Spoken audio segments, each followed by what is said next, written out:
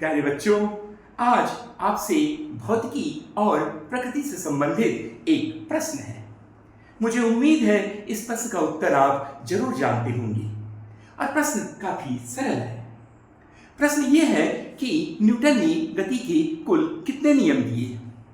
Exactly, बिल्कुल सही उत्तर 3 नियम। पर 3 ही क्यों? आखिर न्यूटन ने 400 साल पहले गति के केवल 3 सिद्धांत ही क्यों दिए? 1 क्यों नहीं, 2 क्यों नहीं, 4 क्यों नहीं, 400 क्यों नहीं? 400 साल पहले न्यूटन ने जो गति के 3 सिद्धांत दिए थे, आज भी वही सिद्धांत प्रासंगिक है। आने वाले 400 सालों में भी, 4000 सालों में भी वही गति के 3 नियम ही होंगे। यहां पर महत्वपूर्ण ये नहीं है कि न्यूटन ने गति के 3 नियम दिए। महत्वपूर्ण ये है कि न्यूटन को गति की समझ थी, गति को उन्होंने जाना, गति को उन्होंने पहचाना। ये जरूरी नहीं कि गति के 3 नियम होते हैं, बल्कि ये जरूरी है कि आखिर गति है क्या, गति और गतिकी है क्या। जब भी हम गति और गतिकी की बात करते हैं तो हम अपनी प्रकृति को जानने का प्रयास करते हैं।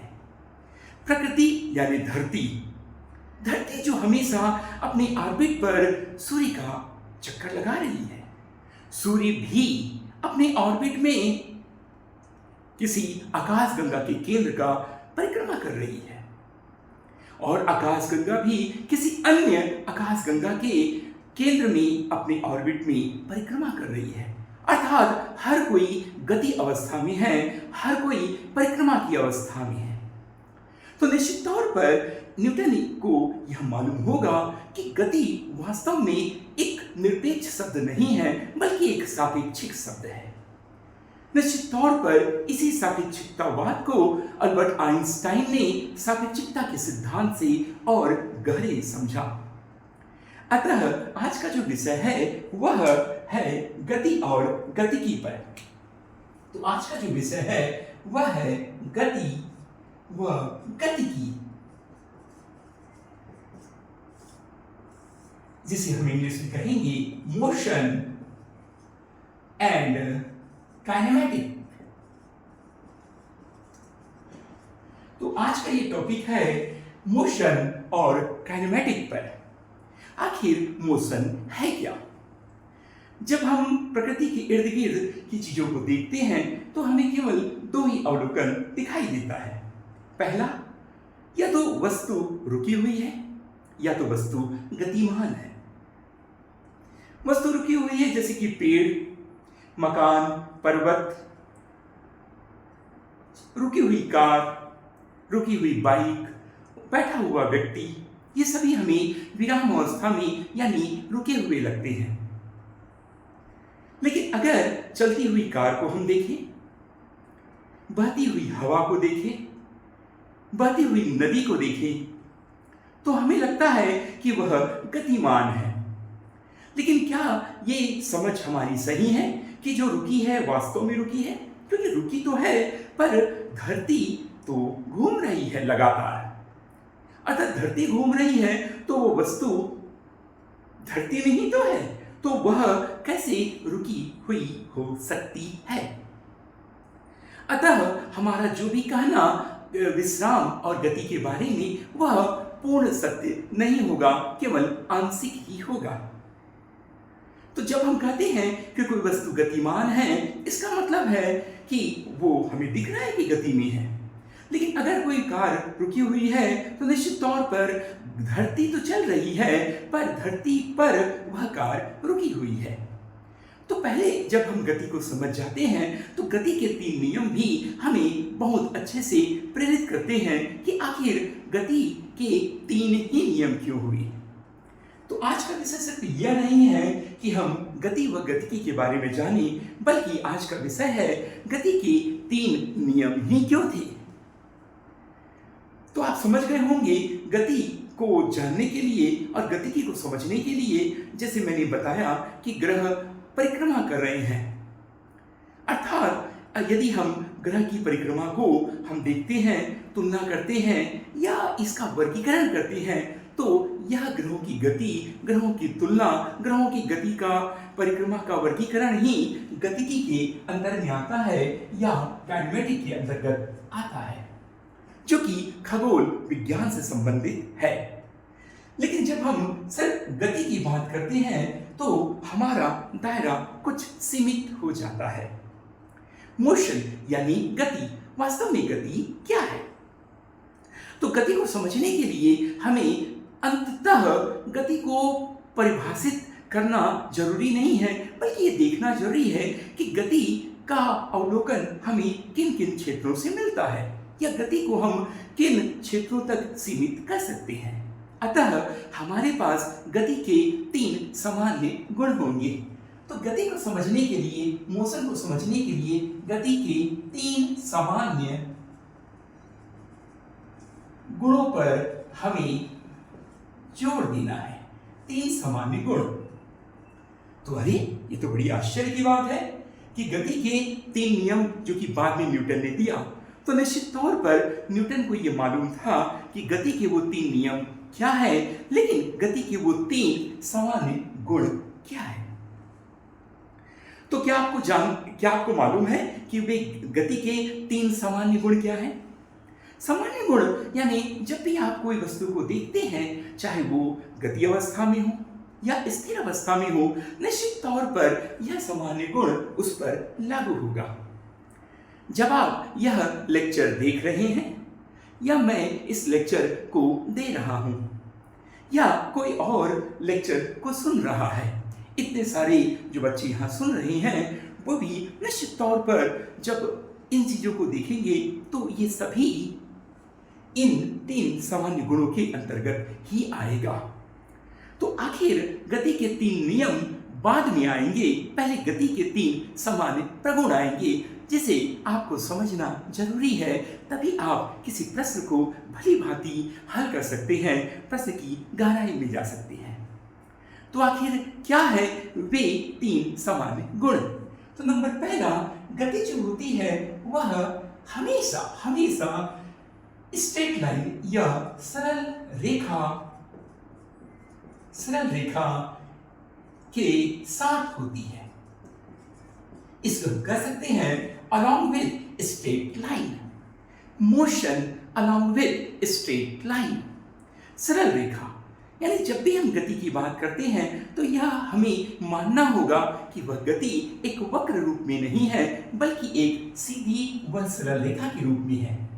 यह सरल रेखा हो सकती है क्षैतिज, हॉरिजॉन्टल, यह सरल रेखा हो सकती है वर्टिकल यानी लंबवत, यह सरल रेखा हो सकता है स्लैंट के रूप में या तिर्यक के रूप में या ढाल के रूप में। तो अंततः गति का जो पहला सामान्य प्रगुण होगा वह सरल रेखा के साथ motion along with a straight line. और वो स्ट्रेट लाइन कैसा भी हो सकता है, जिसको मैंने इन तीनों रूपों, यहां भी इसके 3 रूप हमें दिखाई दिए। अब कभी ये न मानेंगे कि गति वक्र के रूप में होगी, बिल्कुल नहीं, यह मान्य नहीं होगा। गति को यह माना जाता है कि हमेशा वह सरल रेखा का ही पालन करती है, सरल रेखा का को ही अनुपालन करती है। यह गति का पहला सामान्य गुण हुआ। अब आप कहेंगे गति का दूसरा सामान्य गुण क्या है? चलिए कोशिश कीजिए। आप देख सकते हैं कि मैं किसी को धक्का देता हूं, पुश या खींचता हूं। तो जब हम धक्का देते हैं या खींचते हैं तो भी वहां गति हमें नजर आती है, वहां भी गति विद्यमान होती है। वास्तव में वह रुकी हुई है या चल रही है, पर धक्का देने के बाद उसकी गति में परिवर्तन होता है। यह गति आ जाती है, या चलती हुई कार को हम दबाव देकर रोक भी सकते हैं, या चलती हुई कार उल्टी भी चलती नजर आ सकती है, रिवर्स डायरेक्शन में। अरे ये तो बड़ी विचित्र अवस्था हो गई। मतलब यहां पर भी गति का कुछ कारण समझ आ रहा है, कॉज ऑफ अ मोशन। आखिर वह कारण क्या है जिसे चलती हुई कार रुक जाती है, सीधी चलती कार उल्टी हो जाती है? कार की गति में अचानक परिवर्तन हो जाता है, उसकी गति में बदलाव हो जाता है, चेंज आ जाता है। जैसे अचानक धीरे चलती कार तेज हो जाती ब्रर्र, या अचानक भुर्र से शुर्र हो जाती है। आखिर क्या कारण है कि उसकी गति में परिवर्तन आ रहा है? उसका सिर्फ एक ही कारण है, वह है बल। हम बल का प्रयोग करते हैं या बल के कारण ही गति का अस्तित्व होता है। बल यानी फोर्स। यह बल हो सकता है पुश के कारण हो, धक्का देने के कारण, या हो सकता है पुल के कारण। तो यह बल के कारण गति में परिवर्तन होता है, यानी चलती हुई चीज रुक जाएगी, रुकी हुई चीज चलने लगेगी, सीधे चलने चीज उल्टी चलने लगेगी।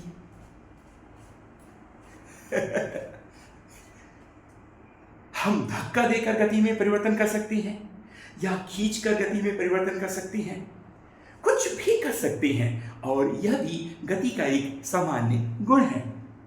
और यह गुण जो है वह बल के कारण, फोर्स के कारण आता है। निश्चित तौर पर 3 ही सामान्य प्रगुण है। आप कहेंगे सिर्फ 2 होगा, आप कहेंगे सिर्फ 1 होगा, तो बिल्कुल नहीं होगा, और वो प्रगुण 4 भी नहीं होंगे। यह सिद्ध हो चुका है कि गति के केवल 3 सामान्य गुण ही होती हैं। अब बताइए, चलिए, कि गति का तीसरा सामान्य गुण क्या होगा? आपने देखा है इलेक्ट्रॉन भी गति करता है, आपने देखा है एक छोटी बिंदु भी गति करती है। हम ये नहीं कह सकते कि गति केवल कार, ट्रक या ग्रह, उपग्रह करते हैं, बल्कि गति एक बिंदु रूप में भी हो सकती है, और वैसे भी धरती भी एक बिंदु रूप में हो सकता है। तो गति का ये तीसरा जो प्रगुण है, वह ये देखा जाएगा कि गति का जो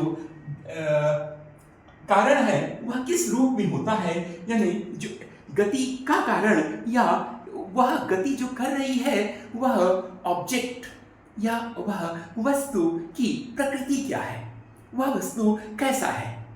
ये पेन है, ये क्या है? बिल्कुल बेलन जैसा। कार कैसा है? कार जैसा। धरती कैसी है? गोल, स्फीयर या दीर्घवृत्ताकार। अब हम ध्यान दे रहे हैं उस वस्तु के बारे में, उस वस्तु के आकार के बारे में। हम उस वस्तु को ये मान लेते हैं कि वह पार्टिकल रूप में या कण रूप में गति में है, कण रूप में या कण जैसा, कण रूप में या कण जैसा। कण यानी पार्टिकल, या जिसे हम कहेंगे बिंदु रूप में, बिंदु रूप में। हम ये मान लेंगे कि वह वस्तु गति में तो है, पर वह वस्तु गति में है, किंतु वह वस्तु बिंदु रूप में है, जैसे इलेक्ट्रॉन। लेकिन हो सकता है कोई बड़ा वस्तु को भी देखे तो भी हम उसे बिंदु मान लेंगे, लेकिन उसके पीछे कारण होगा।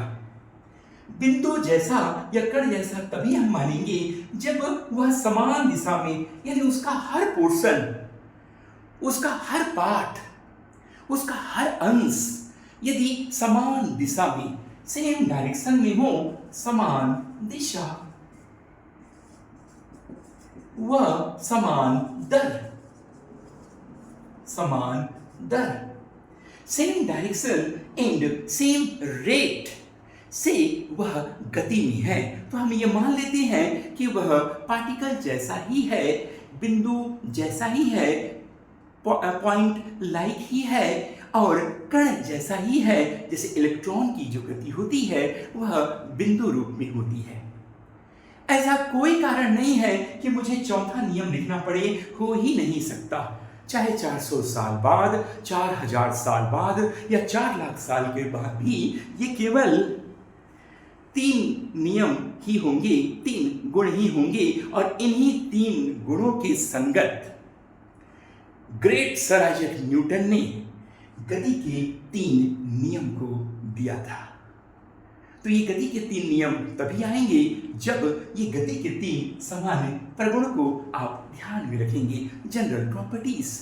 तो एक बार रिवाइज कर लेते हैं। पहला प्रॉपर्टी है कि गति हमेशा सरल रेखा के साथ motion along with a straight line. Straight line चाहे हॉरिजॉन्टल हो सकता है, वर्टिकल हो सकता है, स्लैंट हो सकता है। नंबर दूसरा, गति का जो कारण होगा वह बल हो सकता है या धक्का देने से या खींचने से। तीसरा कारण है कण। कण यानी कण या कण जैसा, पार्टिकल जैसा, जैसे इलेक्ट्रॉन जो गति करता है, तो वो जो गति कर रहा है, इलेक्ट्रॉन यानी बिजली, बिजली भी गति कर रही है। क्यों? क्योंकि इलेक्ट्रॉन गति में है, तो वह कण रूप में गति करता है। तो तीसरे वाले गुण को हम देखते हैं, गति को नहीं बल्कि वह वस्तु जो गति में है वह बिंदु रूप में है, कण रूप में है या नहीं। तो अब आपको समझ आ गया होगा कि गति के सिर्फ 3 नियम ही क्यों होते हैं और गति के 3 सामान्य गुण ही क्यों होते हैं, 4 क्यों नहीं। पर आपको लगता है चौथा है या 2 नहीं हो सकते, सिर्फ 1 हो सकता है? तो निश्चित तौर पे कमेंट बॉक्स में आप बताएं कि 1 ही क्यों, 2 क्यों नहीं, 4 क्यों नहीं, सिर्फ 3 ही क्यों। देखने के लिए थैंक यू। चैनल को लाइक सब्सक्राइब जरूर कीजिएगा और लोगों तक डिस्कस कीजिएगा कि 3 ही नियम क्यों होती हैं, 4 क्यों नहीं, 5 क्यों नहीं। तो यह कॉन्सेप्ट आपको जब किसी प्रश्न को जब देखेंगे उसे हल करने में काफ़ी सहायता दिलाएगी। अगले लेक्चर में हम देखेंगे कि इससे संबंधित प्रश्नों को हम कैसे हल करें। Thank you.